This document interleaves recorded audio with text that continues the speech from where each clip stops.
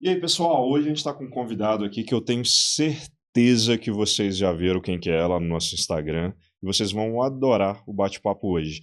E para isso eu não estou sozinho, obviamente, eu trouxe aqui o Vitor para poder me ajudar. Como é que tá, turma? Ela, a belíssima Jane Carvalho. Muito obrigada. Ei, pessoal. E para a gente bater esse papo aqui descontraído, Davi César, grande amigo nosso. Tudo bom, Davi? Tudo bem, pessoal. Como vai a todos? Estamos aí para conversar, bater um papo legal. Pessoal, Davi é uma pessoa inspiradora, uma pessoa que além da gente nutrir um carinho muito especial por ele, é uma pessoa que sempre renova a gente em vários aspectos. E a nossa ideia aqui hoje é que o Davi bata um papo aí com vocês dentro de casa também, que vocês possam conhecer um pouco da vida do Davi. Alguns já conhecem, outros vão conhecer mais detalhes aqui hoje. Tenho certeza que vai ser um bate-papo bem especial. Preparado, Davi? Bora lá. Davi, primeiro se apresenta para o pessoal aí. Quem que é você, cara? Cara, como você disse, eu sou o Davi César. Bom, gente, eu tenho 36 anos de idade. Eu sou uma pessoa muito espontânea e que cresci num corpo com deficiência, mas que muitas vezes eu próprio esqueço que eu tô dentro de um corpo com deficiência. Uhum. Eu sou de uma alma muito eficiente, muito criativa. E que aí, com essa criatividade, junto com todas as outras pessoas que estiveram envolvidas comigo, nós construímos um mundo enfrentando todos os obstáculos que a sociedade, que a estrutura da cidade em que eu morei, que aqui em Belo Horizonte sempre impôs, né, na nossa realidade. Então, esses desafios foram o meu combustível. Então, eu posso dizer que eu sou uma pessoa resiliente também, muitas vezes alto astral, muitas vezes reativa, faz parte da minha personalidade também. Agora não tá tão feliz assim não, tá com o resultado dos últimos jogos do Atlético Mineiro aí? Não, tô não. Foi um baque esse final de semana. Mas me conta aqui, Davi, hoje você trabalha com o quê? O que você faz? Como que é a sua vida? Então, por eu ter deficiência, cara, e lá quando eu tinha uns 25, 26, eu já fazia palestras, eu entrei no mercado de palestras e conhecendo pessoas, eu decidi acessibilizar os ambientes e ainda mais acessibilizar o mindset, a mentalidade das pessoas. Uhum. Porque a acessibilidade, elas são vários pilares e principalmente deles é o atitudinal. Nada se faz se a gente não acessibilizar atitudinalmente, ou seja, culturalmente, a perspectiva coletiva. Então esse foi o meu desafio. Eu acho que minhas maiores diferenças que eu tenho nas minhas palestras ou nas minhas consultorias é conseguir convidar as pessoas para que aquela luta seja delas também. As pessoas que eu digo que não têm deficiência. Uhum. E como que você faz isso? Gerando empatia? Como que isso funciona? Eu faço várias estratégias, sabe, Yuri? Mas a principal delas, cara, é tentar ter a maior aproximação que eu conseguir. Cara, e eu não tenho vergonha das coisas. Se o mínimo que eu pudesse, eu tô com o Yuri, deu aquela vontade de ir no banheiro, não tem estrutura. Yuri, velho, você me ajuda ali no banheiro? Uhum. Yuri não tá acostumado com o mundo que, pô, talvez ele nem reparou que o banheiro que ali a gente tá não tem acessibilidade. Aí ele já dá aquela travada. Pô, será que eu ajudo? Às vezes ele pode falar não, às vezes... Mas esse desconforto, em algumas pessoas, gera um combustível também. Uhum. Pô, vamos, eu te ajudo, como que eu posso? Me carrega aqui. E aí você vai convidando as pessoas a fazer parte daquele mundo, nem que seja por um mínimo de fração de segundo ali. E isso é interessante porque, se você bem perceber nas famílias das pessoas com deficiência e no universo das pessoas com deficiência, talvez as pessoas que mais levantam e desafiam o mundo não são nem nós, pessoas com deficiência, são o nosso rebanho ali, o nosso meio, rebanho não, o nosso meio que está ali, mãe, pai, amigos, e se revoltam mais com a falta de acessibilidade. Então, quando eu convido nessa participação para enfrentar as barreiras mínimas para os desconhecidos, eu eu convido essas pessoas a conhecer o mundo e aí se revoltar muitas vezes também. Ô, Jane, isso é legal porque tem muito a ver com o que você fala desse senso de comunidade, né, do concurseiro, quando as crianças ali, ou os adolescentes que estão se preparando para o colégio militar, eles estão convivendo com esse objetivo em comum, sentindo as mesmas dores, passando pelos mesmos desafios, a chance de ter um resultado é muito maior do que se estivesse fazendo um trabalho isolado, né? Sem dúvida, trabalhar sozinho é muito complicado, né? Solitário gera uma série de neuras, de dificuldades que a pessoa acaba tendo. E o mais interessante disso tudo, eu tenho muito medo de uma determinada expressão. Eu não consigo. Uhum. Quando a pessoa está cercada de pessoas, de outras pessoas que podem ajudar, não importa em qual instância, mas que possa ajudar e principalmente possa fazer com que aquela pessoa, aquele aluno, consegue se superar, quando isso acontece, sem dúvida, o resultado é magnífico. Ô, Davi, você fala muito sobre o papel da sua mãe nessa história, né? Você conta que foi provavelmente, né, você não estava lá presenciando ele, mas um choque para ela quando ela descobriu que você nasceria com deficiência, mas mesmo assim ela não ousou um segundo sequer desistir, nada do tipo. Não, ela absorveu aquele sentimento, né? E assim, eu digo que toda família que tem uma pessoa com deficiência congênita, ou seja, recebe desde o primeiro mês, do terceiro, quinto mês de gestação ali, aliás, a notícia, olha, o seu filho vai vir com algum tipo de deficiência. Toda família com deficiência passa por esse processo de aceitação. Até mesmo as pessoas com deficiência que vêm a ter deficiência, ou seja, adquiriu deficiência. E a própria pessoa passam por esse processo de aceitação, cada um na sua diferença de fase, mas o processo de aceitação de uma pessoa com deficiência congênita convida um núcleo familiar a enfrentar a vida de uma maneira que elas não estavam esperando. Tem um livro que do Andrew Solomon, ele chama Longe da Árvore. É um livro maravilhoso, não fala só sobre pessoas com deficiência, mas o Longe da Árvore, o título, é muito distante ali, o fruto distante da raiz. Ou seja, tudo aquilo que está distante da família, distante da raiz, é estranho. É o fruto distante, né? Talvez no primeiro impacto aquilo não é o meu reflexo. Não representa a minha raiz, não parece comigo. Essa é a primeira sensação. Até a gente ver que a vida é muito bonita e que a gente pode desenvolver nela todas as existências possíveis. Que legal, cara. Inclusive, vou anotar aqui a dica. É interessante. Também quero. A gente pode discutir depois. Com né, certeza. A Jane e eu, a gente tem um clubinho do livro. De leitura, né? Ele é ótimo. E assim, é bom que ele não é linear. São vários capítulos, você pode ir pulando. Então vai falar, porque falam dos diversos. Então vai estar lá os temas porque ele é um homem LGBTQIAPN+. E aí tem também, e ele fala muito sobre a história dele, a rejeição familiar, aí tem dos neurodivergentes, tem das pessoas com deficiência. Então ele vai trazer, e como que nessas pautas, essa sensação do núcleo familiar, de primeiro, não faz parte aqui do meu fruto, não é o meu espelho, e depois você convidar para aquele fruto para fazer parte, sim. Legal. E na sua vida de forma geral, Davi, quando você era mais novo, hoje no meio profissional, como que você foi percebendo esse tipo de situação? Você se sentia longe da árvore? Você fez questão de participar da árvore? A árvore te absorveu e você hoje é árvore? O que você pode falar sobre isso? Eu tenho sentido que a história da minha vida ela virou um livro japonês. Porque... Começar de trás para frente. Não, mas é sério, porque talvez a sensação que eu teria que ter sentido de estar distante e de ser desconsiderado ou de sentimento coletivo social de quem não me conhece, do mundo de fora para cá, talvez era para ter sido quando eu era criança. Mas a sensação quando eu era criança era sempre de acolhimento dos amigos, né? Pertencimento.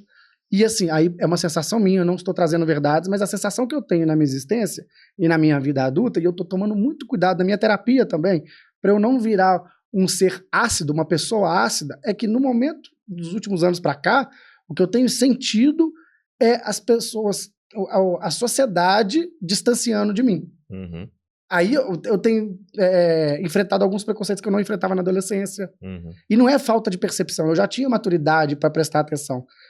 E olha que a gente vem com mais informação, a Lei Brasileira de Inclusão está aí, mas as reações estão cada vez mais impactantes. Uhum. Isso tá virando um paradoxo na minha vida. Uhum. Sabe? E não tô entendendo por quê, mas... Você acha que isso pode ter a ver com o fato de você ter crescido exponencialmente na área profissional nos últimos tempos? Pode ter a ver.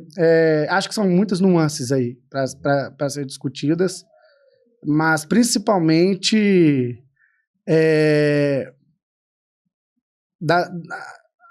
das redes sociais. Uhum. Nós viramos pessoas nas redes sociais em que a perfeição tá ali. Entendeu?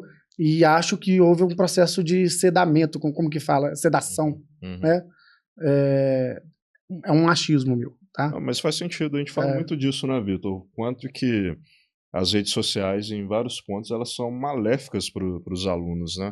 Para a criança, para o adolescente, pintando um mundo que não existe, um mundo que não é real, gerando uma descarga de dopamina, inclusive ali uma parte hormonal que é extremamente prejudicial, ao invés de estimular coisas mais básicas, né?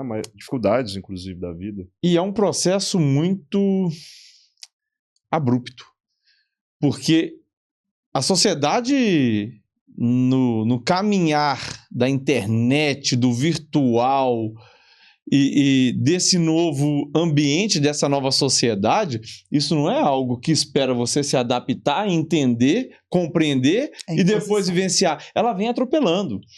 Então, assim, essa vivência de rede social, eu ainda não me vejo apto a vivenciá-la com extrema desenvoltura, como a gente é acostumado a viver na sociedade real, com extrema desenvoltura e com muita compreensão. Mas você usou uma expressão interessante, na vida real. Real. Porque lá está no ideal. Porque ali é o ideal. É o maquiado, é o desejado. É o falso, né? É o falso, é o que todo mundo, sabe, é utópico. É o que todo mundo almeja, é o que você deseja. Então mexe com uma parte muito sensível do ser humano, que é a parte do desejo, que é a parte do sonho. Então você coloca ali um sonho de uma pessoa materializado, quando na verdade aquilo é virtual. Manipulado. É um holograma, né? E começa a despertar essas coisas em todo mundo, porque você vê uma pessoa próxima de você vivenciando alguma coisa assim, você fala, poxa, eu também posso, ou vivenciando, ou até, sei lá, alcançando alguns resultados até, que são virtuais. Então, assim, e a coisa vai caminhando de uma tal velocidade que a gente não adaptou ainda nem a uma rede social, já vem outra, e a coisa vai girando. E não é só em alguns aspectos. A mudança tem que ser aí no campo profissional, tem que ser no campo pessoal, em todos os aspectos da vida social, realmente ela tá, o nome já fala, né? A rede social. Então, assim, é complicado realmente isso, eu não vejo um tempo para que a gente tenha uma compreensão, uma maturidade para vivenciar nesses ambientes e realmente vem muito atropelando. Preocupação maior, criança principalmente, porque eu não sei até que ponto essas novas gerações vão deixar de viver o real, já estão deixando, o concreto, e vão viver somente o virtual. E esse concreto, esse real, é onde a gente estabelece realmente esses vínculos que nos aproximam das árvores. É ali, é no real, sabe? É no convívio. O virtual, ele é muito distanciado. Você une rapidamente, mas são elos frágeis. Da mesma forma que vem rápido, você pode perceber que também eles são facilmente desfeitos. Uma outra coisa que me chama muito a atenção, além do aspecto social, né, de socialização que as redes sociais estão cobrando das pessoas, há também o próprio afastamento do conhecimento. As pessoas não buscam mais o conhecimento de uma maneira mais aprofundada. É tudo muito raso, muito superficial e, às vezes, enganoso. Sem dúvida. E o Vitor tocou nesse ponto aqui, Davi, que eu imagino que para você seja um ponto central em vários aspectos, a questão de adaptabilidade. O mundo não está adaptado para pessoas que têm algum tipo de deficiência. Como que você encara isso? Como que isso funciona, cara? Sim, só um parêntese ali no que a gente vinha falando, e a gente tem que encontrar o equilíbrio da rede social, porque tem muita coisa boa pra gente adquirir também. Principalmente as pessoas com deficiência hoje, grandes influências que estão aí para trazer informação, que estão lá para normalizar a pessoa com deficiência. Mas será que mesmo que está normalizando? Então fica aí esse parênteses e essa pontuação. Mas, respondendo à sua pergunta da adaptabilidade, quando a gente pega as questões, os conceitos da acessibilidade, nós vamos sempre nos deparar na acessibilidade arquitetônica, por exemplo, tem um desenho universal, respeitando as normas da NBR 9050, enfim. Mas essas normas são contempladas as pessoas que têm a minha deficiência, por exemplo. Ela é para Tem um desenho universal, mas eu, por exemplo, entro num banheiro que muitas coisas não me atendem ali. Eu teria que ter algumas situações ali para me ajudar. Hoje aconteceu uma situação, pela manhã, que eu fui lá para casa da minha mãe. Minha mãe chegou e... minha mãe não estava lá. A porta estava trancada e eu não tinha avisado para ela que eu ia chegar. Eu precisava tomar banho. Aí ela falou, Davi, não vou chegar tão cedo, você devia ter avisado que você vinha aqui para casa. Aí eu falei assim, no prédio da minha mãe tem um vestiário com um chuveiro do prédio, que você pega a chave lá, abre e pode tomar um banho. Fui lá, mas claro que no vestiário do prédio não tem acessibilidade, não tem nada. Cara, eu peguei um cabo de vassoura na portaria, agarrei ela na minha cadeira de rodas aqui, e o cara falou, pra quê? Depois eu te conto. Peguei o cabo de vassoura, peguei um banquinho, comprei um shampoo no mercadinho ali perto do meu prédio, comprei uma escova de dente e uma toalha. Tinha toalha também no... E fui pro vestiário lá. O cabo de vassoura é pra socar o registro ali, rodar e abrir o chuveiro. Depois voltar ele e fechar o chuveiro. Eu nunca tinha feito isso. Eu já tinha pensado, como que eu vou abrir aquele registro? Pô, se eu tiver algum cabo pra fazer assim esse movimento, ele vai abrir, porque ele não é aquela torneira, ele é aquela, tipo, como que chama? Aquela alavanquinha, aquele L que você só puxa pra cima e pra baixo. Então eu já imaginei, então preciso disso. A minha questão de adaptabilidade é sempre observar o cenário antes e mapear como que eu posso me virar ali, porque o mundo não tá pronto para mim. Então eu vou dar um jeito. Você tem que antecipar, né? Antecipar. E inclusive você comenta que a sua mãe também tem esse lado, né? Que ela sempre foi muito engenhosa nesse sentido. Sim, ela me provocava. Ela olhava e vamos ver até onde esse corpo vai reagir.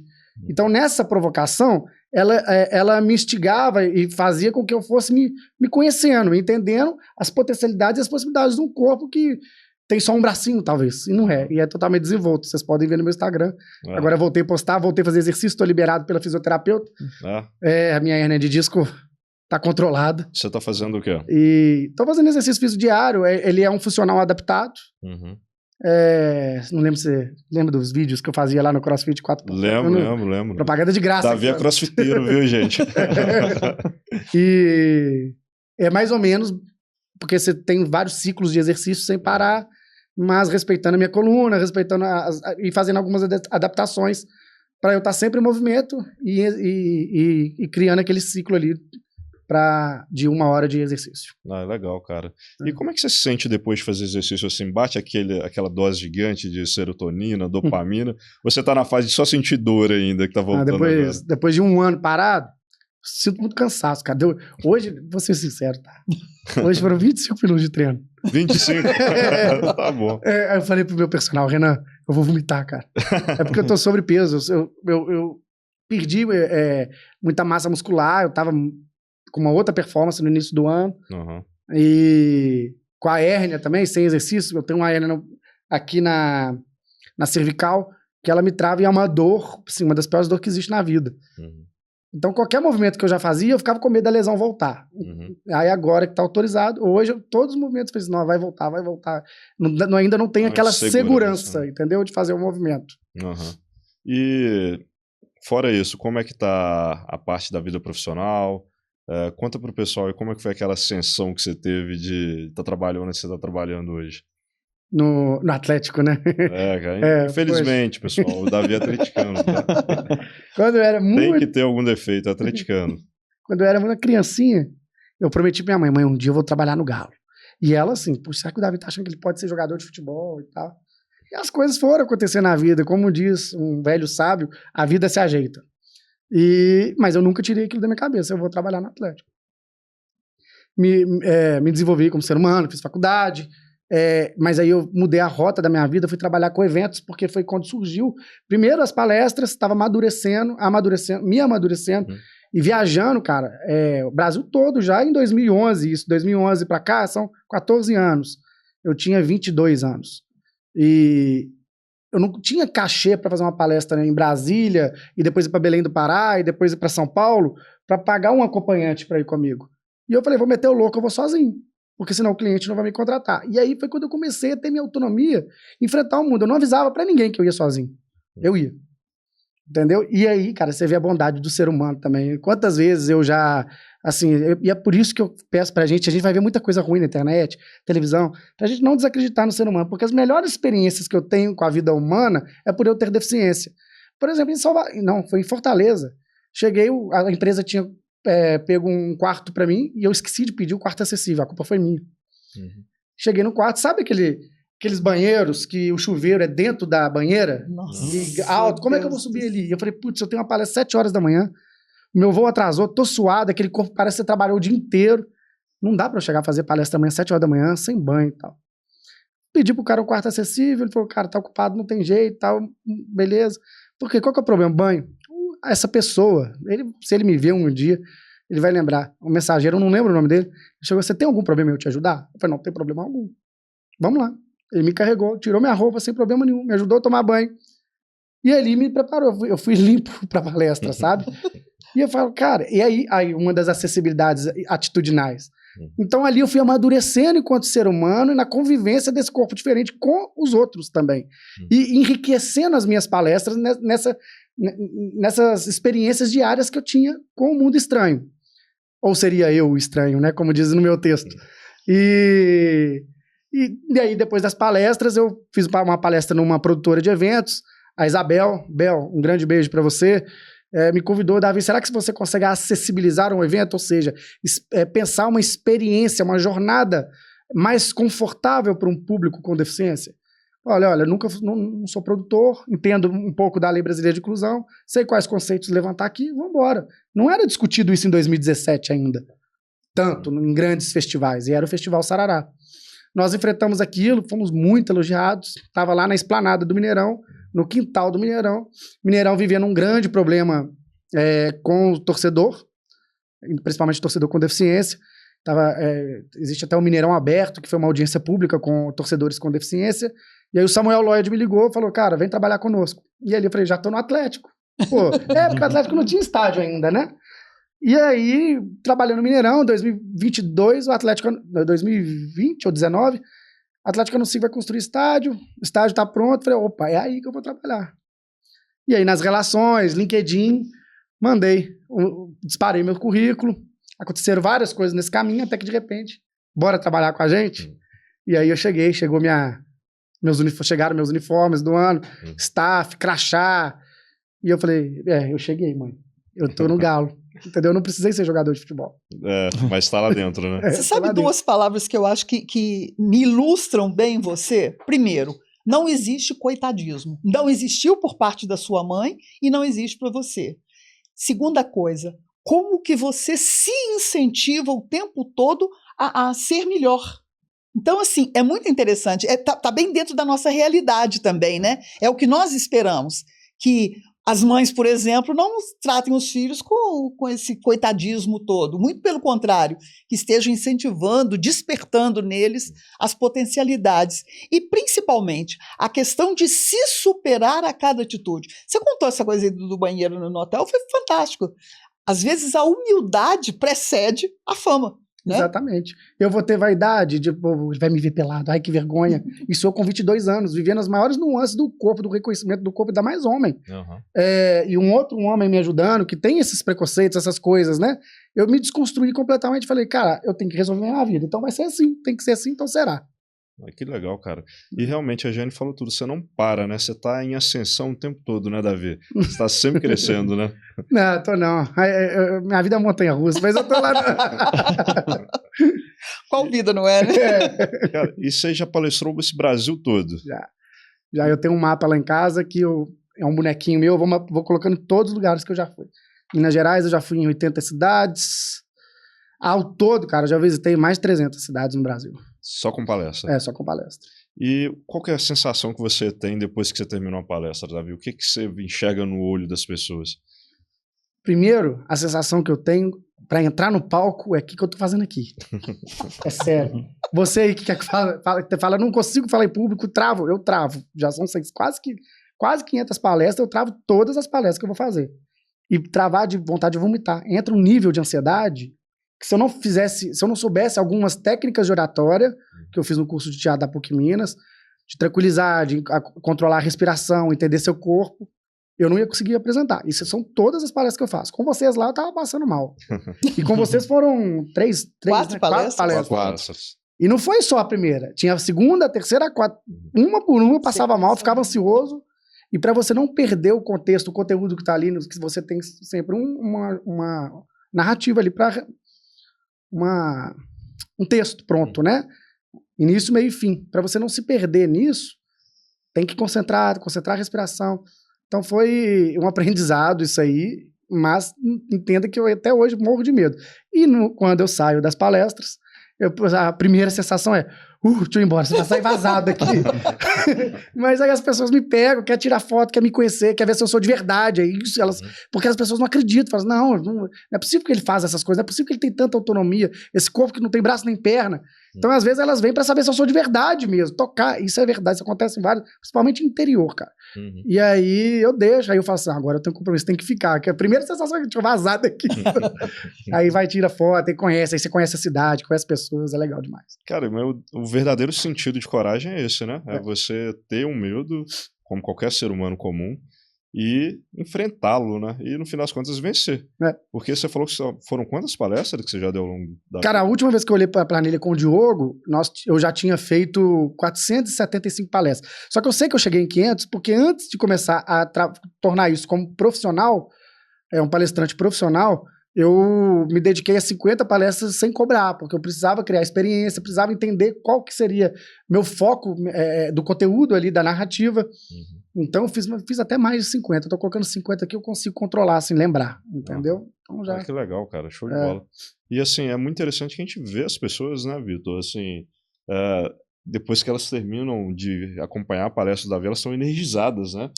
Você até brincou que o pessoal chegou com sono lá na nossa palestra, e aí de repente tava todo mundo eufórico lá no final. Olha, não tem como. Davi, alguns pontos que ele coloca, por exemplo,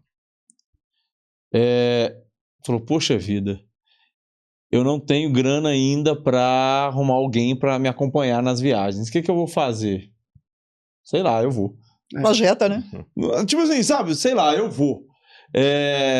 Nossa, eu tenho dificuldade de falar em público, tenho dificuldade com palestras. O que eu vou fazer? Vou dar 50 palestras de graça. Isso mexe com a gente.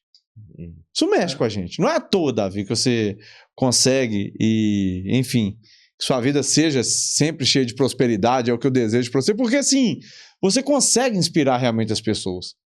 Porque isso é coragem. Isso é determinação. Ninguém chega e tem uma dificuldade, e é normal do ser humano, você chega, você tem uma dificuldade, fala, putz, vou deixar para depois, vou fazer depois. Se tiver tempo, então, com certeza você vai deixar para amanhã. Né? Olha, a gente arrumar motivos para não fazer, a tal da desculpa, né? Motivos para não fazer alguma coisa chata, difícil, não falta. E assim, é maravilhoso ver como que você, assim, parece que é o contrário. Você arruma motivos para fazer. E às vezes, assim, até assim, não sei o que eu vou fazer, não. O que eu vou... então eu vou. Não tem planejamento? Não. Chega lá, eu me viro. E foi assim que a gente percebe uma evolução de um autoconhecimento, uma evolução onde você desenvolveu uma criatividade que você, de certa forma, eu fico vendo que você não se permite passar aperto. Assim, não é que não se permite passar aperto, mas recuar diante desses apertos. Você começa contando uma história, e aí tem essas duas citações que eu acabei de puxar aqui, aí daí a pouco você precisava tomar um banho. Você olhou, você, sabe, não recua. Você chegou, arrumei um cabo de vassoura, não sei o que, você foi num supermercado ali. Cara, quantas pessoas, assim, realmente... Então vão tomar banho, não tomam e fica paralisado, né? Se entregam, se paralisam com desafios muito menores, sabe? E você simplesmente não se permite recuar. Isso, pra gente, é realmente uma situação que parece quebrar, porque vira aquelas coisas que você enxerga assim e fala, nossa, que incrível, que fantástico, como que faz isso? Até uma fala que eu já tive com os meus meninos, porque eles têm uma rotina lá de 12 horas por dia, e o pessoal às vezes fica assim, nossa, como que você estuda tanto? Você tem 10 anos, você tem 15 anos, 13, 14, como que você estuda aí? E o pessoal vê com aquele olhar meio de super-herói. E é o mesmo olhar que eu acredito que desperta nas pessoas. Tipo, ele é um super-herói, ele faz coisas incríveis, ele faz coisas que ninguém consegue fazer. Mas isso vem muito da coragem, e a coragem no sentido de, sim, ser um ser humano e sentir o sentimento, ter o sentimento, despertar de medo. Mas é engraçado que nada trava o Davi. É isso a impressão que dá, é isso que inspira e que deixa as pessoas realmente ficam perplexas com essa sua capacidade de não parar, de não recuar, de seguir em frente. Isso é muito legal, cara. E a sua mãe teve um papel nessa construção de personalidade, Davi? Como que foi isso? Cara, foi deixar acontecer. Por isso que aquela música, deixa acontecer, tudo. Cantar não é meu forte, tá, gente? Mas eu não percebi. Essa música me lembra a minha mãe e minha vida. Eu acho que seria um enredo da minha vida. Muitas pessoas adoram, eu acho muito clichê, colocar como se fosse o enredo da minha vida, aquela, preciso saber viver. A minha não é essa, de jeito nenhum. O meu é deixa acontecer naturalmente, porque as coisas se ajeitam. E ela foi se ajeitando. As coisas foram se ajeitando. Entendeu? Então, assim, o que ela fazia era, como que vai ser? A gente não tem resposta. Vamos fazer? Vamos encontrando? E ali a gente vai amadurecendo, e ali a gente vai encontrando o melhor caminho, sabe? Então, não tem uma receita. A receita foi que ela sabiamente falou, vamos deixar rolar. Sem proteger demais também. Exatamente. Existe muita superproteção. Isso é uma das conversas que a gente... Cada vez mais sério isso. Os pais estão criando os filhos em incubadoras, em bolhas. Exatamente.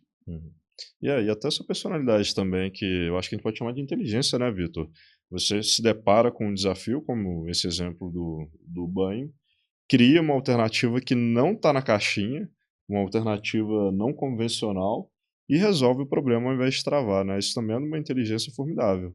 Eu tenho uma mania de mapear tudo. Eu não estava na frente do vestiário, eu estava na portaria, que é longe do vestiário, e eu falei, beleza, então eu tenho que ir pro vestiário. A porta lá tá trancada. Eu falei, como que ele é lá? Como que é lá mesmo? Como é que é o registro? Eu vou mapeando tudo. Eu falei, então como que eu preciso parecer?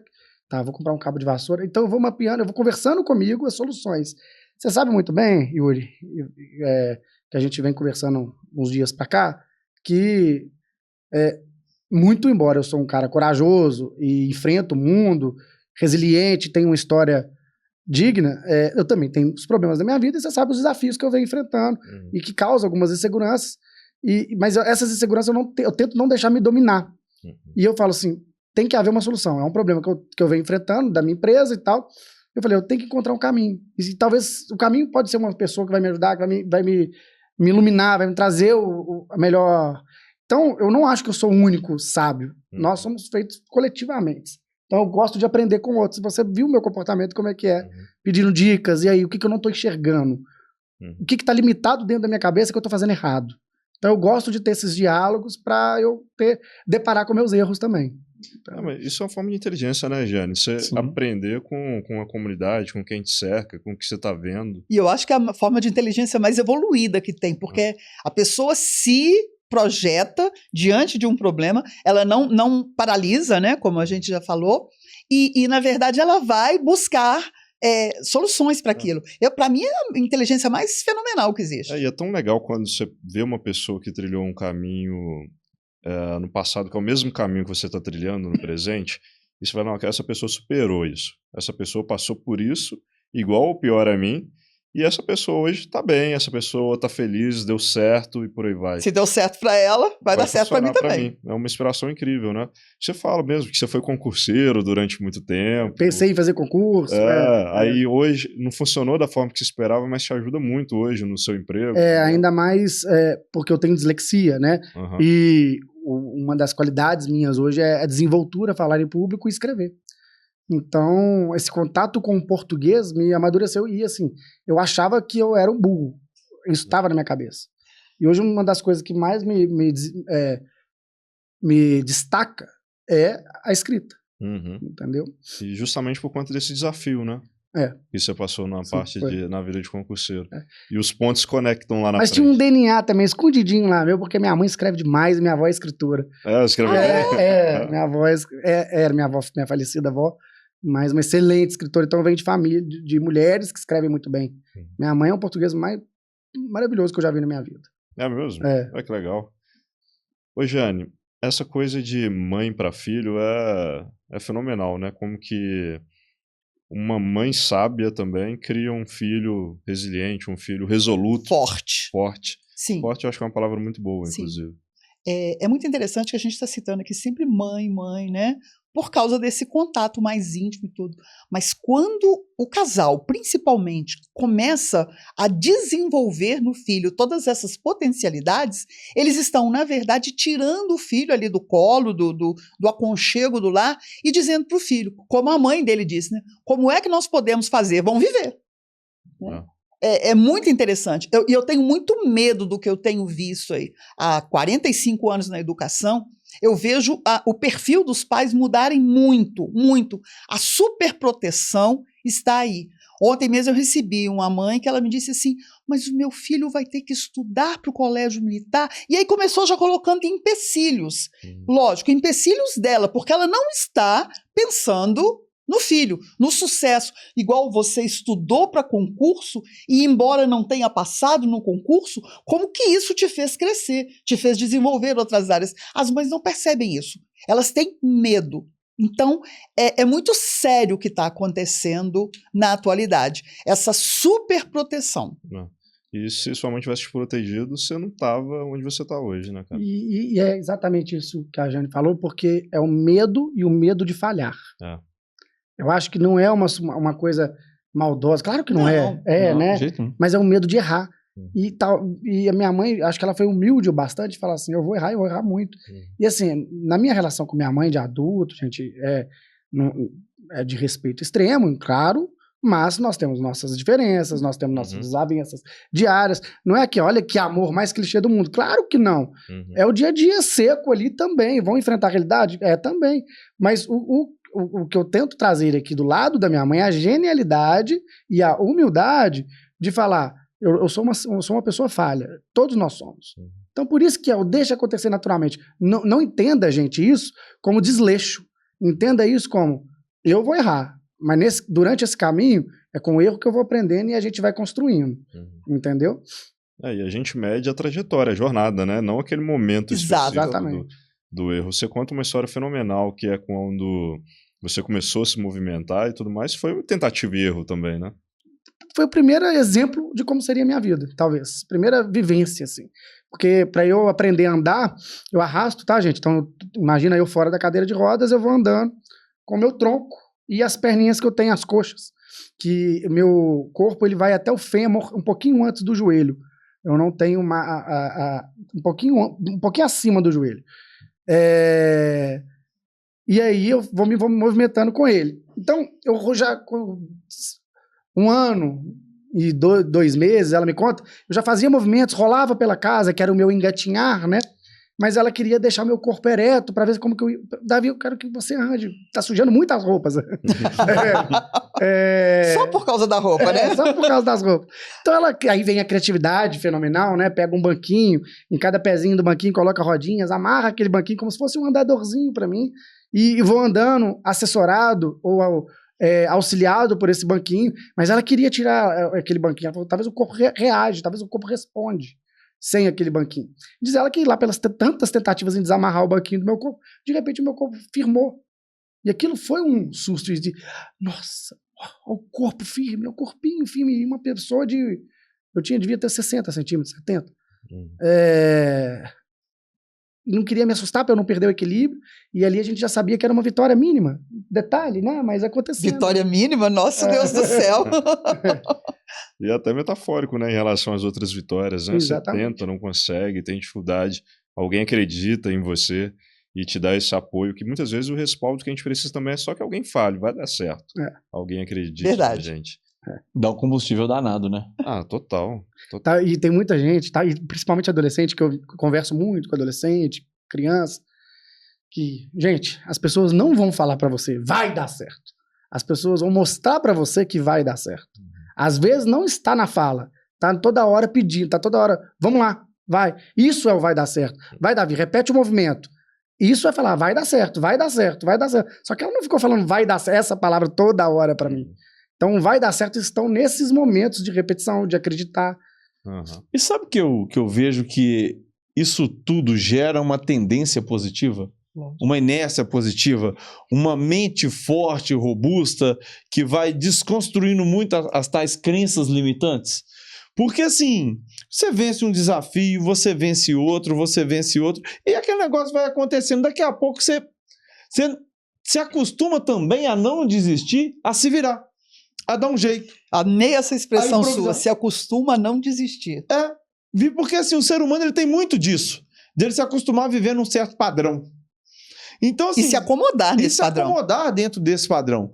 Então, assim, a gente percebe como que esses alunos, essas crianças, jovens, adolescentes, qualquer idade, têm costume de desistir. Como que recua, como que reclama, como que volta, se ao menos tentar, se ao menos pensar numa solução, se ao menos tentar fazer alguma coisa. Falar, não tem jeito. Parece que dá até graças a Deus. Falou, não vou precisar de mexer com isso. Você escuta isso todo dia, né? Eu não entendi essa questão. Nossa, e assim, e é aquela coisa, se vira. É uma das coisas que a gente bate muito nessa tecla. Lê de novo, mas como é que eu faço? Falei, isso é problema seu, você que tem que fazer. Né? Então vai lá e faz. Porque isso é acreditar na potencialidade, é acreditar que vai ter um modo, que vai ter um jeito, que consegue fazer. A tal da crença limitante, isso é um negócio muito triste. Porque a pessoa ela se desacredita. E é um negócio que vai te deixando tão robusto que é a forma como você enxerga, talvez, a não vitória. Porque eu não quero usar outro termo aqui, porque nem sempre a gente vai ter êxito, sucesso, não sei o quê.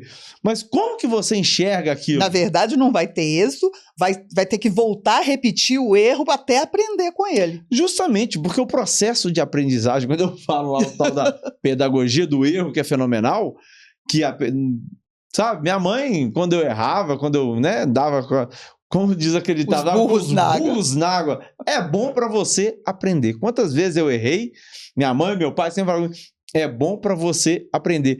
E nada melhor para aprender do que um erro. Então, assim, a forma como a gente enxerga algumas coisas que a gente gostaria muito que desse certo e que não dão certo, é muito por aí também, como que você vai fortalecendo a sua mente e vai se permitindo vivenciar as coisas de verdade, e é isso que vai te fazer também ter grandes conquistas na sua vida. Sempre. Com certeza. Ô, Davi, o que você poderia dizer, inclusive, para alguém que está vivendo um momento difícil, um momento de incerteza, um momento de uma aparente falha, de um erro, e está sem saber o que fazer? Essa pergunta, quando me fazem, cara, me causa uma angústia às vezes, sabe? Porque nem tudo tem receita, né? Eu acho que o que a gente tem que fazer é olhar o máximo que a gente conseguir para dentro da gente mesmo. O maior propósito que existe é o propósito da vida, somos nós. E aí a gente, quando coloca o porquê na frente, por que eu estou aqui no podcast com vocês hoje? Por que eu decidi ser palestrante? Por que eu decidi os porquês que vão responder quem somos nós? O nosso objetivo está dentro da gente, tudo que a gente quer alcançar está dentro da gente. Então, por que eu estou aqui? Faz sentido para mim? Enquanto você encontrar a resposta, então você fala, estou fazendo o caminho certo para encontrar por que eu estou falhando. O porquê, para mim, é a melhor resposta para o êxito. Eu concordo 100%. Legal. E, inclusive, quando você erra, tem a frase que é de um amigo meu, que na verdade é do pai dele, é fenomenal. Ele fala que para tudo você tem que ter 3 porquês. Porque quando você erra, inclusive, você fala, não, eu errei, mas foi por isso e por isso. Te dá um alívio tão grande de saber que não foi um erro negligente, que não foi um erro mal intencionado, que não foi um erro mal feito. Você simplesmente, como ser humano qualquer, estava tentando, é suscetível à falha, errou, e agora você pode, inclusive, fazer de novo munido de informações que não vão te permitir errar. Sim, e na minha terapia, com o meu terapeuta, foi aí que eu cheguei nesse raciocínio dos porquês. E são vários porquês. A gente vai abrindo são várias abas que você vai abrindo no seu cérebro. Por que eu tentei ir pro Atlético e não consegui? Tô imaginando uma situação hipotética aqui, tá? Porque eu tô lá. Mas, por que deu errado por isso? Só que aí eu começava a entender que talvez esse porquê eu estava jogando culpa em alguém. Então, nessa culpa que eu estou jogando, o que faz parte de mim? Não posso depender do outro. Eu preciso depender de mim. Porque minha mãe não pôde me ajudar ali. Não, eu tenho que responder o porquê sobre mim. Então, o que está ali que faz A minha participação tem que resolver. Então já abre outra aba. E eu vou abrindo abas para tentar traçar um mapa, um caminho para chegar na resposta do êxito, entendeu? Naturalmente você acaba chegando, né? Nem sempre. Fica um pouco prolixo às vezes, mas chega. Chega. Chega. A gente vai batendo cabeça às vezes, vai falhando, mas funciona também, né, Vitor? A arte da vida, não tem jeito. A vida, digamos que é uma só. Então você tem que percorrer o caminho. E se propor a Não é falhar videogame. Você tem que viver, né? Não é videogame, poxa. Então, assim, você não sabe o Você não tem caminho, mais de uma vida, né? Óbvio, o ser humano, ele se constrói, ele vive em sociedade, isso é muito importante. O Davi trouxe aqui também, e até manifestou essa inteligência que ele tem de olhar ao redor dele e muitas vezes pegar as experiências das pessoas, isso assim, é fantástico. Mas tem coisa que não tem muita coisa nova, tem coisa que é individual, nós somos indivíduos.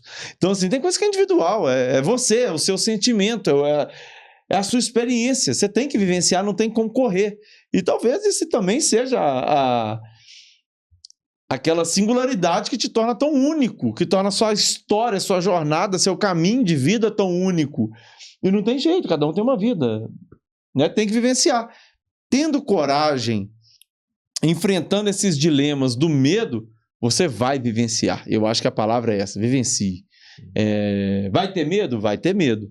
Mas assim, seja inteligente a ponto de você aprender com seus erros, vivenciar, assimilar experiências. E é interessante que as experiências também elas vão fortalecendo o seu cérebro. Quanto mais você aprende, mais facilidade você tem de aprender. E aí você vai se virando. É isso, Yuri. Esses porquês, eu tive já um objetivo na minha vida que foi frustrante, que foi o objetivo de ser locutor. Isso era um sonho de infância. E eu iniciei na faculdade de jornalismo. Eu ainda não sabia fazer esse exercício dos vários porquês, mas quando eu olho para trás, já com essa mentalidade dos porquês, eu vi que eu absorvi aquela frustração, achando que eu tinha jogado aquilo no lixo, aquela experiência.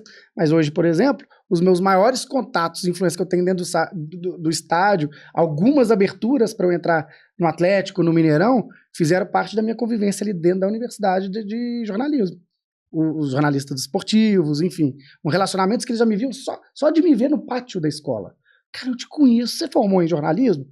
Então aquilo vai abrindo portas naturais, entendeu? Então nada é... A gente vai ficar com a sensação de frustrante, mas a resposta lá no final, você vai entender o porquê você não conseguiu aquilo ali. Mas te trouxe um outro resultado. Os pontos se conectam, né? Os pontos se conectam. De alguma forma. E, Davi, de onde que veio essa paixão toda por futebol?